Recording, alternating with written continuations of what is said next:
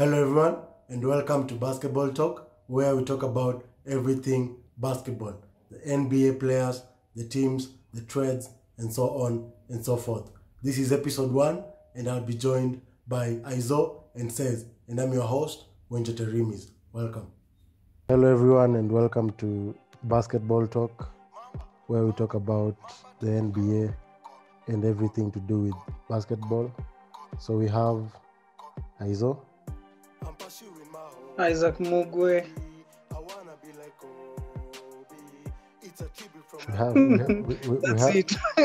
We have Says. I'm Says.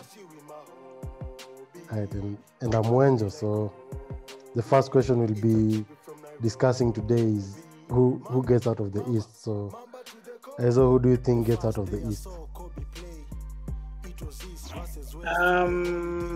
The Nets. Why? I think they have too much talent. The three guys are like 5-6 guys, so I think the Nets will get out of the East. Okay, Says.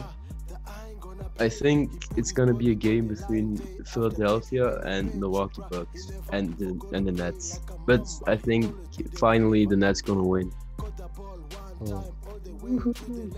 Because Milwaukee Bucks, they got Giannis Antetokounmpo, but only thing he can do is dunk and run around. But he can't shoot threes. Yeah, he's super predictable. Okay, I think we all have the Nets coming out of the East. Then there's no much contention there, but I feel like there's no competition in the East. But health will determine everything.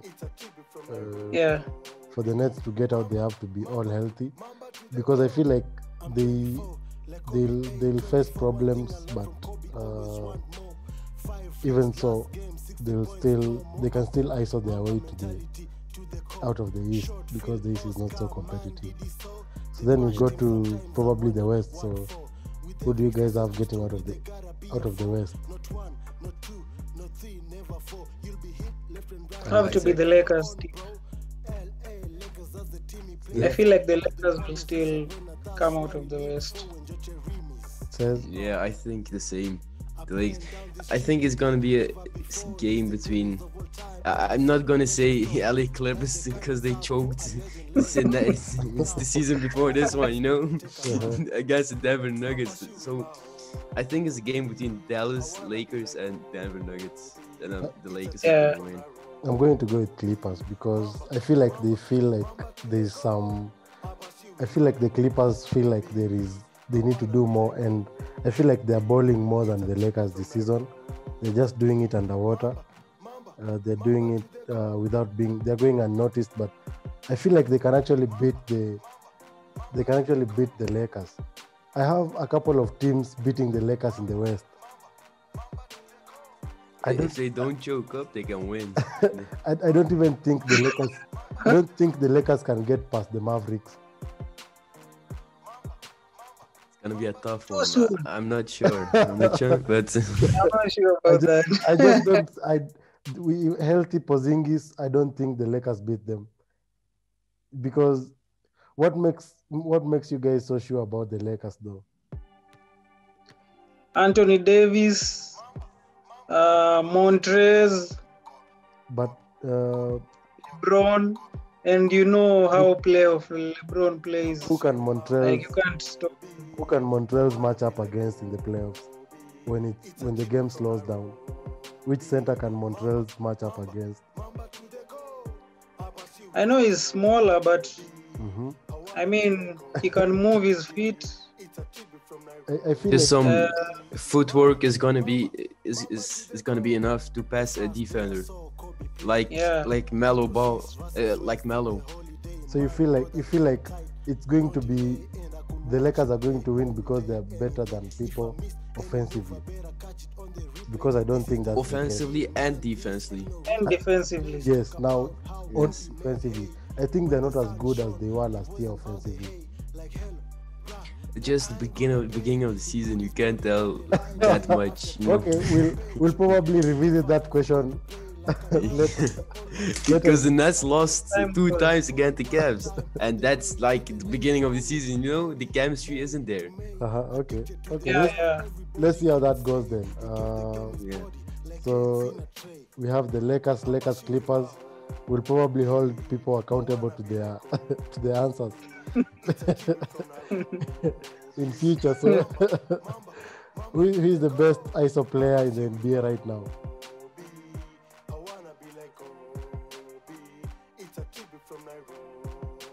Start wise, I'd say KD. What do you mean stat wise? I mean, okay, not stat wise. If we're looking at efficiency, I'd say KD. Okay, so best ISO. Okay, says you go. I am between Luka Doncic and James Harden. The best ISO. Yeah, because you know James Harden has like 300 points of ISO plays, while Luka has 80 points in 3 seasons. While Harden has that points in 12 seasons. So if you look, Luka Doncic can easily beat James Harden in ISO stats. Okay, I think. I say KD because he's unstoppable in every category. Like if I'm looking at an ISO player, I'm looking at a player who can shoot from everywhere, can shoot from outside, can shoot from can make baskets at the paint. He's a high Luka. He's a high percentage free throw shooter and stuff. I saw you're saying something. I'm saying I didn't think about Luka. I don't know why. I think, but Luka is really nice. Yeah, but he's got some nice points. I just feel like Luka cannot shoot. He cannot shoot a three to save his life though. He shoots.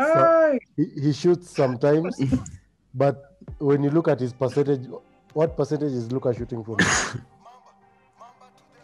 I don't know that. I don't know. It's very. I think it's around 35 or something, maybe even lower than that. And last season, I felt like Luka was not really shooting the three ball well. If Luka could be shooting the three ball well, he could be a crazy ISO player. But I feel because Harden shoots the ball better than him, Harden is even a better ISO player than Luka. But KD is a better ISO player than both of them, because where are you going to guard KD at though? Yeah, he can play at all spots, you know. Yeah, and I feel like KD is a better defender than the two players. KD, if he wants. KD, yeah. KD if he wants. He wants. But I guess when it matters most in the playoffs, KD is like. Yeah, in the playoffs, yeah. If he wants, let's say, if all the players want, then KD is the best, because it seems like all those three players don't want to play D. Yeah, that's true. Yeah, so I definitely say KD takes that one. But maybe we'll get to hear about Harden some more in the near. Let's see how he adjusts to his new environment. I think his game style will really change this season. Yeah. And I think it will be for the better. So it won't just be about stats. So you don't feel like he can lead the team in anything? No, he can. But not in points anymore. But not just the points only. In assists, he changed the game. In Houston, he averaged 50 points per game, and now he's averaging like 12 assists per game. Okay, I think so. Before we go to the next question, let me look for my charger. I'm seeing I have 17% here, so let me get my charger. I don't know if it will get here. Is it long enough though? Let me see. I think it will get here. I'll just edit that part out. Probably if Some something network issues. probably if someone also says something blasphemous about Steph Curry, will edit it out.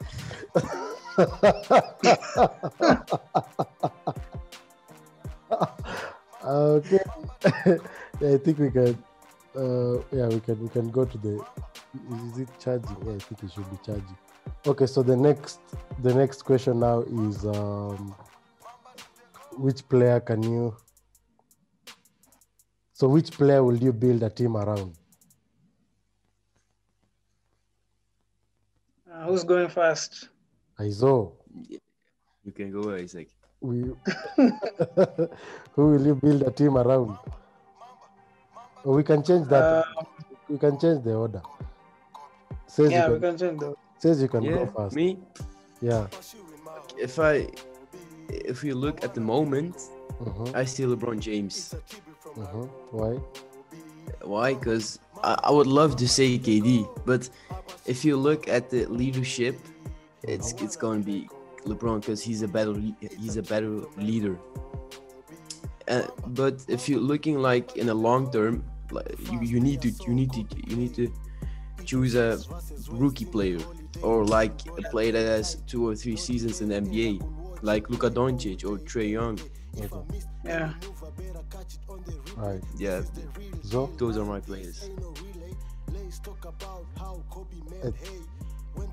Okay, Aizo go. Should I go first? I think Luka or Jason Tatum. I think those two guys. So who would guys you? So you'd build a team around Luka. So we're taking one answer only. So there's LeBron and then there's Luka.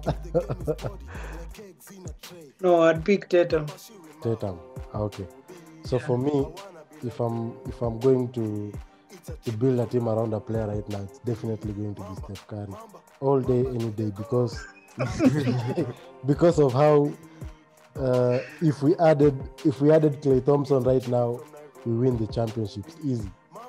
Yeah. So I feel like Steph Curry and the way he plays right now, there's nobody that can stop him if he has a team around him that is a championship team. Yeah, he's shown that he can beat LeBron when he has a good team. He's shown it. Steph Curry beat all the first. Is it always the first team? The first team All NBA in 2015. Oh, yeah. He annihilated all of them from AD to everyone. So I feel like Steph Curry right now, if he's given a good team, I'd definitely build my team around Steph Curry. Maybe coming at a close second, I don't see anyone coming close there. Yeah. I think the other people is now more versatile, like LeBron. I'd say LeBron is a good guy to. He will always be a good guy to build a team around. Yeah, but I don't know if people want to play with LeBron more than they want to play with Steph Curry, though, because Steph Curry is always moving around. So yeah, that's probably why I'd build a team around him, because of moving around, just always on the move. That really makes it very enjoyable for everyone else to play with someone. So yeah. So I think we're done with that question. We'll probably have to be determining like who takes it home or something. We'll figure out a way of voting in future, where we vote for the best answer. Okay. So this one is interesting. So who are your top 5 players in the NBA as currently placed? So the way the NBA is right now, who are your top 5? Aizo? Steph, Mhm.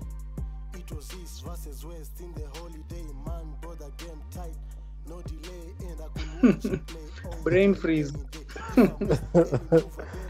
That's one. Um, Capella has been playing really nice the last few games. You're going to go with Capella. Okay. Okay. I'm not going to go with Capella. I'm just saying. Okay. Okay. There's so many people you'll have to leave out. Okay. Nah, you go. You go. Let me arrange. I had a list in on the chat section at the other call. Okay. Okay. Okay. Dropped off the list disappeared. Okay. So let me say my best five right now would be Kevin Durant or KD. I'd have to go with LeBron. So LeBron James. I'd have to go with Stephen Curry. Steph Curry as the third guy. And then now this is where it gets really tricky because now we have to drop off a lot of people. So I'm going to go with Embiid because Embiid is balling. Embiid is really like right now. Embiid is you don't want to face Embiid right now. I feel like Ben Simmons hasn't improved, but if Ben Simmons could just improve a little bit, that team could be unstoppable right now. So I feel like Embiid is 4, and then number 5. I'm going to go with a surprise pick. I'm going to go with Paul George because Yeah. because Paul, Yeah, he's been playing nice. Paul George, despite the pandemic, P references and everything, I feel like the dude is averaging like is it 40%, 50%, 90, 40% from the field goal, 50% from the 3, and 90% plus from the free throw. So that's crazy. He should even be higher than top 5, but I'm going to have him at 5. So that's my top 5 right now. So says you go. Mine are. Look, I'm not putting them in order, so I'm just gonna say the names because Okay. it's really tricky to put them in order. They are all great players, elite players. Mhm, So I'm gonna begin with Stephen Curry. mhm. Like you said, he's a great player. He can shoot overall. He can shoot at all 3 points. Kevin Durant is a great player too. He can play it also. LeBron James, like for sure. I think Kawhi Leonard too. He can shoot some threes for sure, and he's good in the paint. He can throw some dunks easily. And my last play is gonna be, I think, Anthony Davis. Interesting. He's like a little bit like Kawhi Leonard, but he's a little bit weaker. He's a little bit weak at the 3 points. But Yeah. he's better in the paint. Okay. I think Isaiah can give us yours, and then maybe we analyze those teams. Yeah, I think for me, still Steph, as I had started. KD, LeBron, Anthony Davis, and Embiid. Okay. I think they've Do you they've feel really like been Eddie has been balling though? silently. I feel like Eddie is not having a good season as such. Like if you were to actually look at Eddie's potential, I think Eddie is having an average season though. Like I wouldn't have Eddie among the players that are top 5 right now balling as they should. I feel like maybe he'll catch up eventually and ball like he should, but Eddie is attempting 15 shots, which I feel like it should be unacceptable for a player of his caliber. So Yeah. Last 4 games, he had like 10 points, 11 points, but Yeah. last game he had like 30 points. Yeah. He's stepping up a little bit, yeah, so game by game. I'd like to see more of an aggressive Eddie. Then probably I may consider him over Paul George. But right now I feel like Paul George is straight up balling way higher at a way higher level than than AD. They got a vaccine, for Paul George. somebody must have given him a vaccine. Yeah, I But I think so feel too. I feel like Paul George though, he's gotten to a point where because of the way he's not performing in the playoffs, it really makes it hard for people to take him seriously, even when he's bowling during season games. And when he does any funny thing in the season, like he just has one bad game, it's pandemic P all over again. So, Or passing to the ref. exactly. So like that, Yeah, we yeah. remember that till today. So, and they even won that game. But the game they lost by 50, that was That tough. was horrible. That was tough. Look, if you looked at the stats, if the Dallas Mavericks just played the second half, the Clippers played the full game, they would still lose. It would still be a L. It was too much. Yeah, that's too much. Yo, okay. So I think we can go to the next one. So, which is your favorite team to watch right now, and which team do you support? The Nets, Mm-hmm. not because not because of the recent trade, but immediately KD and Kyrie decided to team up, I moved. So, which team were you watching before the Nets, though? Golden State, of course. You felt like we were really playing, or Golden State Warriors was really playing a fun game. Yeah, of course. Okay. So, Fast paced, all that. okay. Yeah, my favorite team to watch right now is, like Isaac said, Brooklyn Nets, because it's really interesting to see the chemistry of those three big players to play at one team. Yeah, they lost to the Cavs. Okay, it's chemistry. It needs to solve a little bit up. We cannot expect like that James Harden is going to be fully going to play in a game like the third or fourth game in the season with the Nets. So it's interesting. If you lose, it's still interesting. So we can learn of our faults. Okay. I feel like the most interesting team to watch right now is the Dallas Mavericks. Those guys, they are a cinema. Like you see Luka doing his thing, Luka coming, actually us isoing around, playing around, toying around with guys, and then you even forget that they have the unicorn. So when the unicorn gets the ball, and let's just remember this is a 7-foot guy dribbling down the lane. It's so interesting to watch Porzingis shoot from deep, like he's shooting a free throw. And if you look at the way Dallas is playing right now, with Porzingis healthy, their games are crazy, mad fun to watch. I feel like people are not watching them as much because they're not one of the maybe top 3 teams right now. They've started the season slow, but I've watched some of their games, and the Dallas Mavericks they're crazy. I'm telling you, that team, when it starts getting the attention it needs, it's going to be highlights on highlights on highlights. Yeah. Because I just feel like they're really playing a great game. So all you guys are supporting, but I'm supporting the Warriors though. Like I'm still supporting the Warriors. I'm not about to be a bandwagon fan. Early playoff exit. We really don't mind though without Clay. We just want to get into the playoffs, and I feel like we can actually get into the playoffs. Like I just want Steph to will this team to the playoffs, and then once we're in the playoffs, you never know. Yeah. Injuries happen.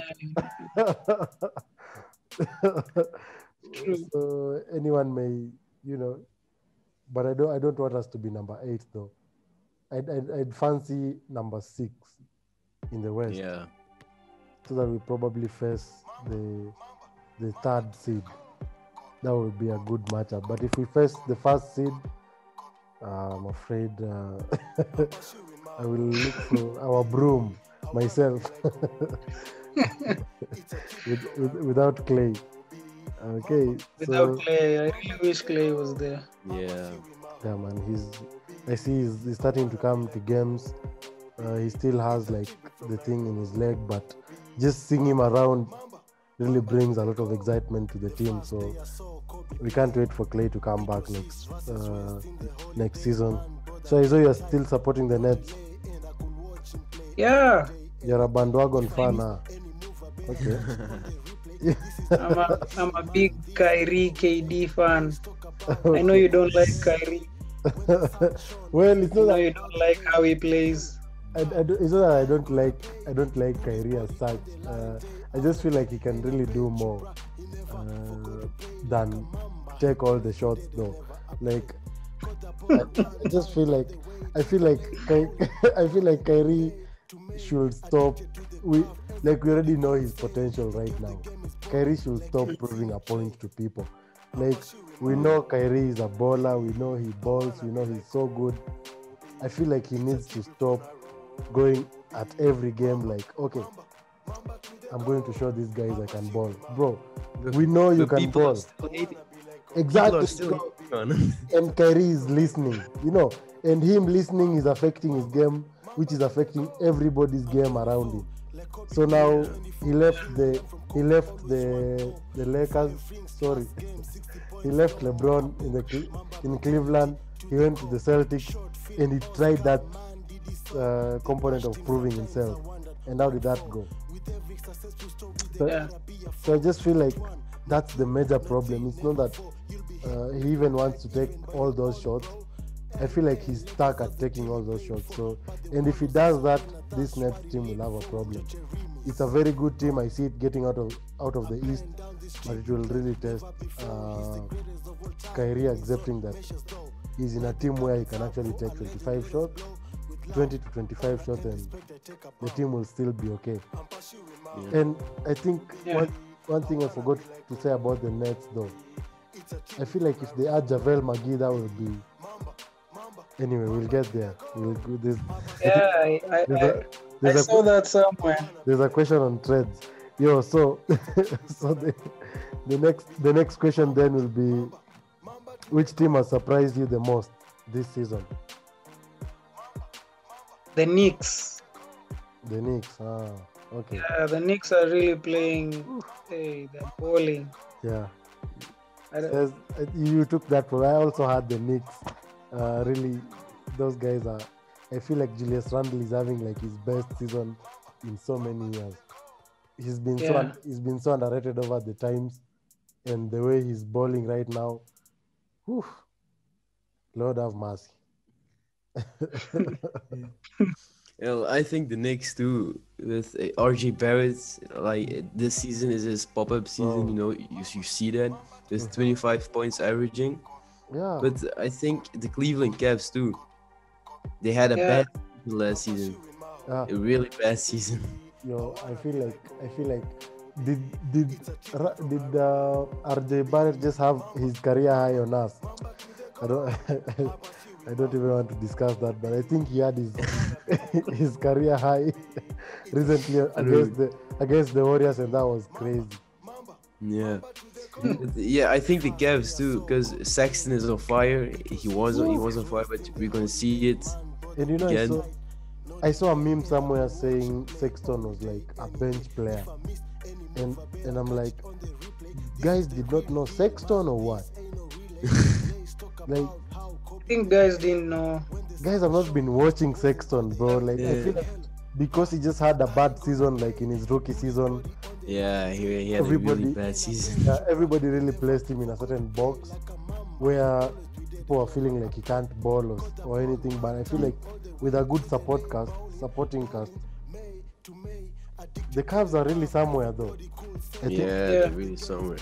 I think we can actually combine this question with the next question, which is which team has benefited the most from the trend. Yeah, so because I feel like they really go together though. Yeah, Cleveland Cavs. At this time, though, at this time, Cleveland Cavs, because they got a lot of big guys. Andrew Drummond, Jarrett Allen, Nance Jr. They can do anything, and Prince. Prince is playing better than in the Nets. People did not know that Prince was a steal. I feel like Prince was the steal of that trade.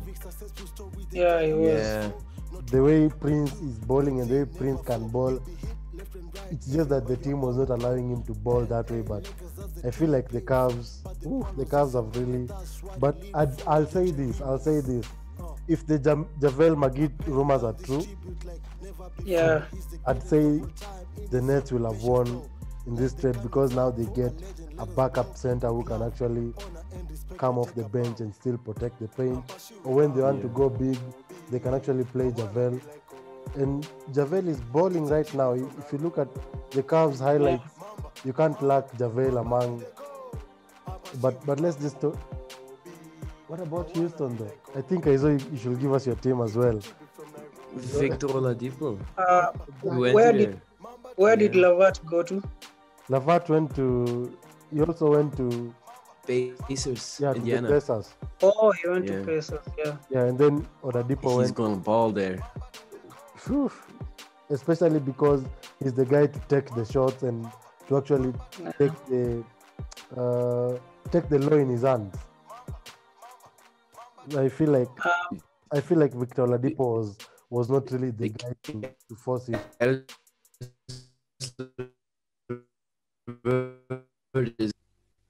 I think says you're breaking on my end. Yeah. Says, can you hear us?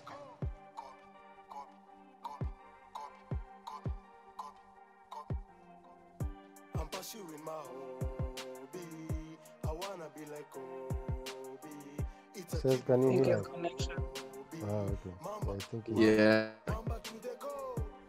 I think says you're back. I said, yeah, I mean, I can hear you. So I think I saw you. Yeah, I think we were talking about Oladipo and Calvert-Lewin. Was it Calvert-Lewin?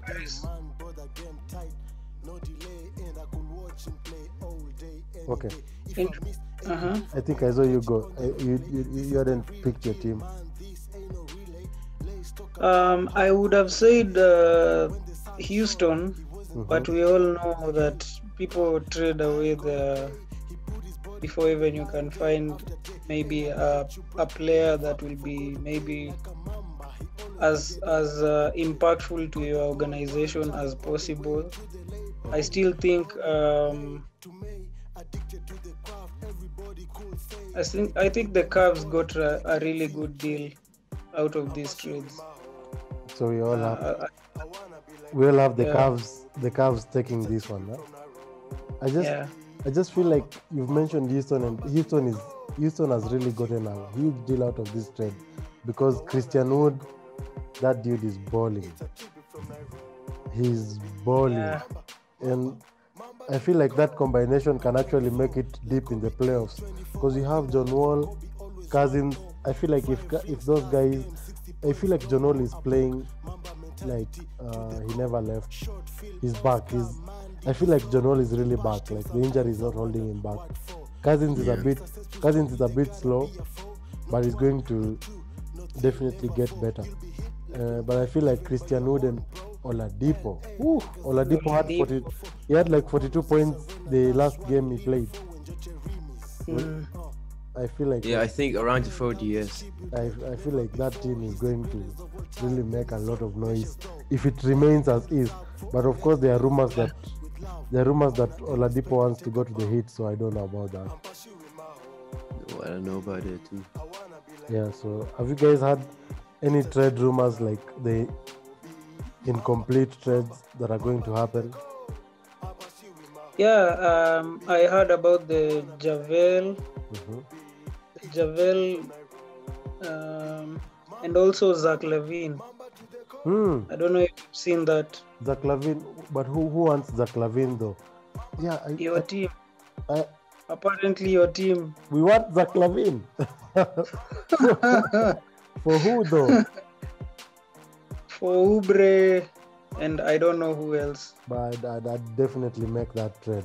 I'd definitely trade Ubre for Zach, because Ubre is not shooting the three at all. What if Yeah.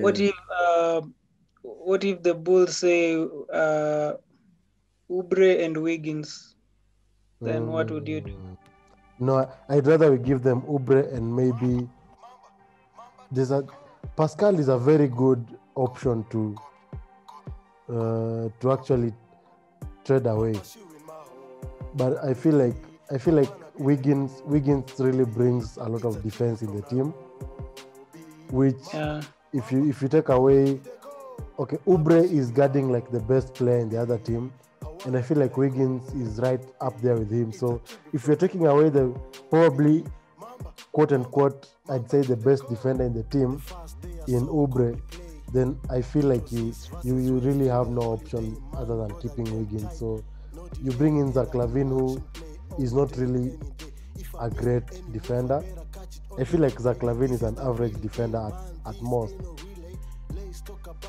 So But he's a superstar scorer. exactly. So he comes to a team where he'll not have the ball. So so now that will he really score the way he's scoring without the ball? Becomes the question, right? Because Steph needs the ball, Wiggins needs the ball a bit. So now Zach comes in and begins maybe sharing the ball a little bit more with Wiggins, but Warriors will really need him to be a catch and shoot kind of guy though.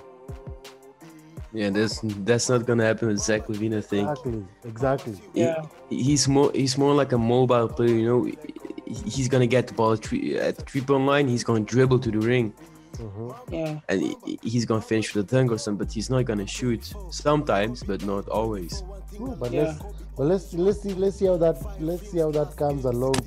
If you can actually get someone who can shoot lights out right now, I feel like we can actually go to the second round. Yeah, I think so too. Just Yeah. a shooter. You just need a shooter who can complement Steph. Like we need someone who is a threat, and that's like if we can get someone else with a threat, we'll have a good chance of even finishing top 5. I'd say we can finish 5 in the West. But hey, bro, let's see how that goes. Let's see how it goes. I'll sleep excited today. I'll probably read some more about that. So, how do you distinguish between a power forward and a true center in today's NBA?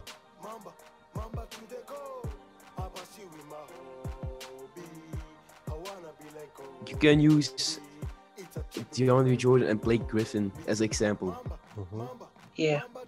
In the Lob City, the Clippers, they were like DeAndre Jordan was a center, Blake Griffin was full forward, but you saw that DeAndre Jordan, he was just like under the ring, he was just scoring, but Blake Griffin was like more a mobile player. He was more at the 3-point line. He dribbles the ball up sometimes. I think that's the difference between those two. Okay, so I think Cesar has basically said what can be used to differentiate the two now. Although I'd say like the traditional center position is really changing. You see now, I think there are very few centers right now who still can't shoot and maybe just play within the paint. So personally, I guess, yeah. Personally, I think there's no difference right now between power forward and center at all, because I'll use the example of Sabonis. Now Sabonis cannot really be placed under any category between the center and power forward, because I feel like he really fills in for both the positions perfectly. And I feel like that's the NBA today, where we just play positionless basketball. I feel like if you don't play positionless basketball right now, you may be forced to you may actually lose in the playoffs really early, because you would really stick to positions when teams don't play the way they do today. But to adjust to maybe play small ball like the way the Lakers did in the playoffs, you see now it becomes really difficult to play the center position. But I'd say that maybe there's a new definition for what a center can do, and that is actually just being a guy who attracts guy towards him and then letting go of the ball and probably getting his shots when he can, like the way the Joker is doing. So the Joker has really revolutionized that. I feel like the Joker and Embiid is an underrated passer though. Like the way Embiid actually creates, I feel like he's so underrated in the way he can actually create for other people. So I feel like the center right now, the center position and the power forward, for me, first of all, there's no difference at all. And I'd put center stroke power forward.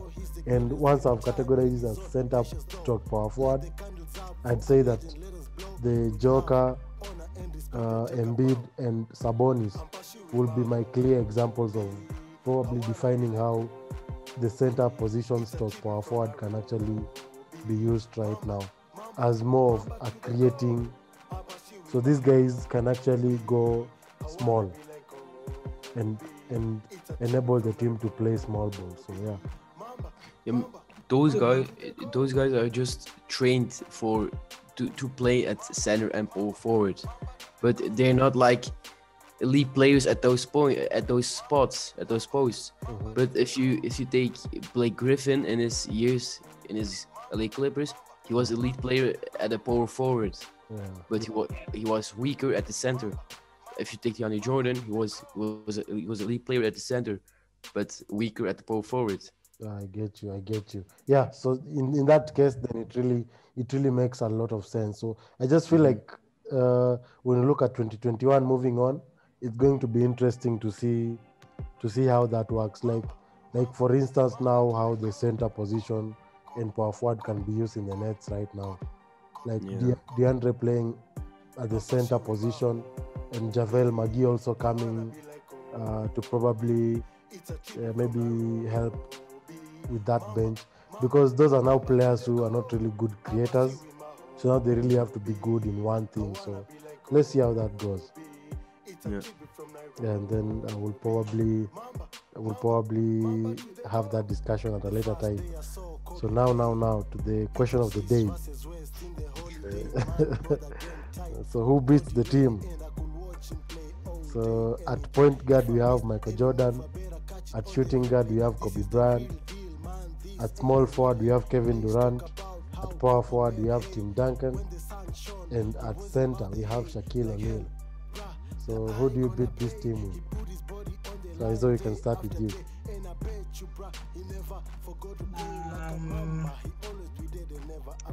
At point against who was it? MJ. Yes. I'd pick the other MJ, Magic Johnson. I'd have Dr. J at the 2. Marcus Johnson, my guy, at the 3. Bill Russell at the 4. And Kareem. I'll need a lot of size for Shaq. Okay. So Kareem. It's a tough matchup. Okay. Says I got a little bit the same as Isaac. Just like point guard Magic Johnson, I would put under the ring Kareem Abdul-Jabbar. He could deal a punch like at all times. There's Shaquille O'Neal. I would put Bill Russell there too. While Chamberlain, he could put some good points there, and I think Larry Bird too. Okay, so how you match? But how you guys matching up these teams though? Like, I think we'll come back there, but I have a problem with how says is going to match up that team. Yeah, He's going to have I just, Chamberlain. especially speed. Woo. I have a problem with your team. Speed. Only Larry Bird is going to be good at speed. Yeah, so I think. I just yeah, speed. I don't see your team beating the MJ team. Yeah, you put up a tough team, if I need to be honest. Okay, so I'll shoot mine then. So I feel like in the point, the person who will guard MJ, I'll go with LeBron, and then I feel like for the shooting guard, I'm going to go with the best shooter in the NBA, so I'm going to go with Steph. He's going to shoot slides out, and then at the small forward, I'm going to go with my guy, Dr. J, Julius Erving. He's going to be the guy to handle KD. And then I feel like Tim Duncan, I'm going to put him with the mailman. So Karl Malone. Karl Malone is a sure bucket. So I'm definitely going to match him up. And then to match up Shaq, I'm going to shut him down with Wilt, because I just feel like Wilt on a good day, Shaq does not even have a chance at that rim. So I feel like those guys can actually beat that team hands down. The only problem that I see with my team is the matchup between Steph and Kobe. But then again, it's all about the offensive game, because all the other positions I have other guys locked. So we can probably go back to Aizo's team now. And probably look at those matchups. So you said you're matching up Magic Johnson. So both of you are matching up Magic Johnson with MJ. Yeah. Do you feel like Magic Johnson can really guard MJ though? One-on-one. It would be tough, but size-wise, he's taller. First, I think speed-wise, he's also fast. I think that should be enough to tire out MJ. I know you can't guard MJ, but you have to try. I guess that becomes a question of, can you match up? Yeah. Yeah, so okay. So so who are you putting on Kobe? On Kobe is Dr. J. Oh, yeah, I feel like that one is that's a win on Dr. J's side. For KD, or was it KD? Yeah, KD at small forward. For KD, I had a guy that is slightly smaller. Marcus Johnson, I think he was 6'8", but he can jump out of the building. Yeah, but he's really fast. But I feel in that matchup, KD wins by all means. Yeah. In a team, but he was one of the best defenders, so he can lock up KD. He can try his best to lock up KD, although no one can lock up KD. Okay, so then power forward, I guess you have Tim Duncan. Bill Russell. Okay. Feel like that would be enough to shut down team. Yo, okay. That's a fair one. Then Kareem and Shaq. Yeah, that's a good matchup. So prime Kareem, prime Shaq. Oof. Prime Shaq. Two Lakers going at it. Okay. Yeah. Thank you for watching Basketball Talk episode 1. Be sure to leave a like, comment so that we can know where to improve, share so that more people can access this, and be sure to subscribe so you can get more of this. See you in the next episode.